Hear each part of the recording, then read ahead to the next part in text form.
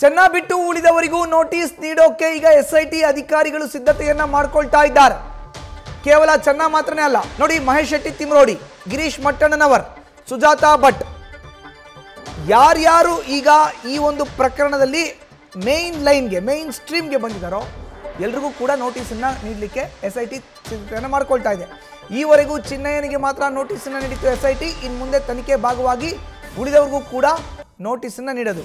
ಅದು ಜಯಂತ್ ಟಿ, ಗಿರೀಶ್ ಮಟ್ಟಣ್ಣನವರ್, ಸುಜಾತಾ ಭಟ್, ಮಹೇಶ್ ಶೆಟ್ಟಿ ತಿಮ್ರೋಡಿ ಮುಂದಿನ ದಿನಗಳಲ್ಲಿ ನೋಟಿಸ್ ನೀಡೋದಕ್ಕೆ ತೀರ್ಮಾನವನ್ನು ಮಾಡಿದ್ದಾರೆ SIT ಅಧಿಕಾರಿಗಳು.